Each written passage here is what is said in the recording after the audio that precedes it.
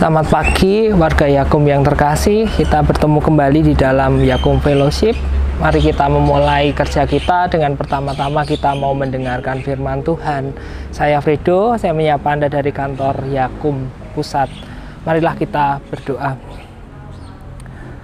Kami mengucap syukur ya Tuhan atas berkat dan penyertaan Tuhan di dalam hidup kami. Ketika kami boleh menikmati hari-hari kami, merasakan setiap penyertaan dan tuntunan Tuhan dalam diri kami. Kami bersyukur Tuhan memampukan kami untuk melakukan segenap pekerjaan kami, dan biarlah Tuhan juga yang senantiasa menuntun dan menyertai kami. Kami ingin mendengarkan firman-Mu, biarlah Roh Kudus-Mu hadir di tempat ini, menyertai kami, memenuhi hati dan pikiran kami. Biarlah setiap hal yang kami dengar dan kami terima adalah bagian dari rencana Tuhan. Dalam nama Tuhan kami, Yesus Kristus, kami berdoa. Amin.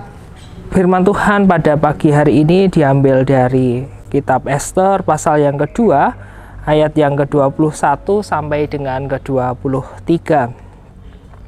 Pada waktu itu ketika Mordekai duduk di pintu gerbang istana raja, sakit hatilah Bigtan dan Teres, dua orang sida-sida raja yang termasuk golongan penjaga pintu, lalu berikhtiarlah mereka untuk membunuh Raja Ahasiweros. Tetapi perkara itu dapat diketahui oleh Mordekai, lalu diberitahukannya kepada Ester, sang ratu, dan Ester mempersembahkannya kepada raja atas nama Mordekai. Perkara itu diperiksa dan ternyata benar, maka kedua orang itu disulakan pada tiang. Dan peristiwa itu dituliskan di dalam kitab sejarah di hadapan raja. Yang berbahagialah kita yang mendengar firman Tuhan dan melaksanakan di dalam kehidupan kita.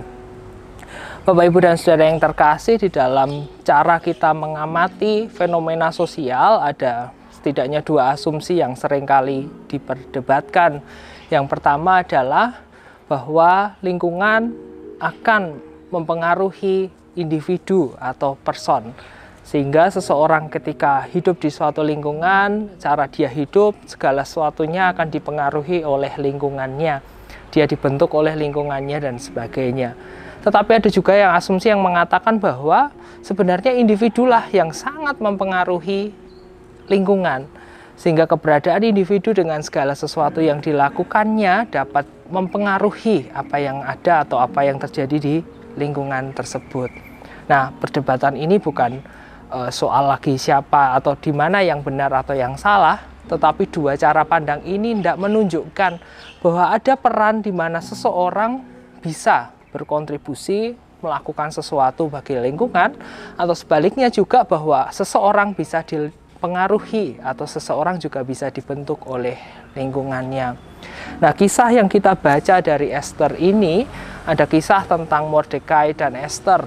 Dua orang penting di dalam sejarah keselamatan, karena dua orang ini adalah orang-orang yang dipilih oleh Allah di dalam suatu konteks atau lingkungan yang tidak biasa. Mengapa? Ester dan Mordekai hidup ketika bangsa Israel sudah jatuh dari pembuangan, dan dari pembuangan di Babilonia, bangsa Persia menguasai dan menghancurkan kerajaan Babel. Sehingga ketika mereka hidup di bawah kekuasaan, di bawah kuasa raja yang sudah sama sekali asing dari sebelumnya. Mereka hidup jauh dari rumahnya, jauh dari kampung halamannya, jauh dari cara-cara kebiasaan kesehariannya, tapi mereka hidup bersama dengan orang-orang asing. Tapi yang menarik kemudian adalah Ester dan Mordekai mendapatkan kepercayaan dan dia dipilih secara khusus menjadi orang-orang istimewa. Tidak tanggung-tanggung karena Ester kemudian menjadi seorang ratu, pasangan dari Raja Ahasiweros atau yang umum dikenal dalam sejarah sebagai Raja Xerxes. Dan ini menarik karena Ester yang orang asing, Ester yang masih sangat muda kemudian memiliki kekuasaan atau wewenang dan kepercayaan yang tidak biasa. Nah, di sini ada yang menarik karena peristiwa di mana para pengikut raja yang iri hendak membunuh sang raja, dan rencana itu ditangkap oleh si Mordekai, orang tua asuh si Ester. Kemudian rencana ini bisa dibongkar dan bisa menyelamatkan raja. Dalam kisah selanjutnya, Ester lah yang menjadi pahlawan. Ester dan Mordekai menjadi orang-orang yang penting yang nantinya di dalam keseluruhan sejarah keselamatan Israel peran mereka tidak bisa dihapuskan dari sejarah. Nah, disinilah Bapak, Ibu, dan Saudara yang terkasih, kita bisa melihat bagaimana peran individu di dalam sebuah sistem, di dalam sebuah lingkungan itu cukup menarik sebenarnya. Ketika individu sadar akan wewenang dan kemampuannya, ketika individu itu tahu dengan sadar menggunakan wewenang dan seluruh kekuasaannya itu untuk sesuatu yang baik, maka hal baik juga akan terjadi di dalam sistem itu. Lain halnya ketika kita tahu bahwa ada banyak juga orang yang tidak siap dengan wewenang, orang yang tidak siap dengan kekuasaan, lalu diberi kepercayaan untuk mengatur sesuatu tanpa kompetensi, tanpa kemampuan, tanpa kesediaan untuk mau belajar.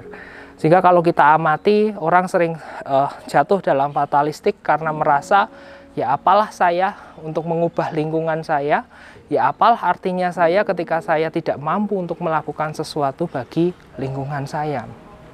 Contoh dari Esther dan Mordekai sebenarnya mau menginspirasi kita bahwa seberapapun kita, seberapapun potensi kita, sebenarnya ada peluang untuk melakukan sesuatu yang baik.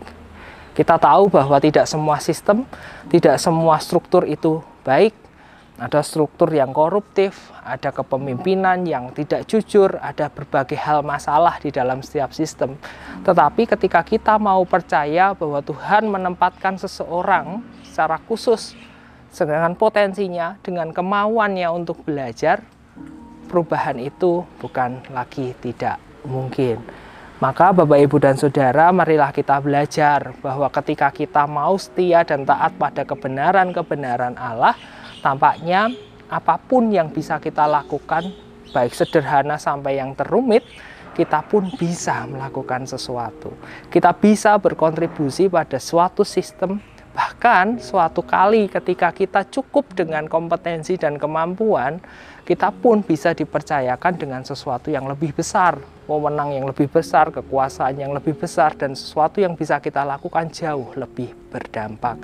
Maka marilah kita sebagai bagian dari Yakub turut mempersiapkan diri dimanapun kita, apapun yang kita kerjakan, apapun kemampuan kita, manakala kita punya semangat, manakala kita punya kejujuran, baiklah itu kita perjuangkan sebagai modal bahwa nantinya Tuhan pun akan memakai kita di dalam tempat-tempat atau tanggung jawab yang jauh lebih besar.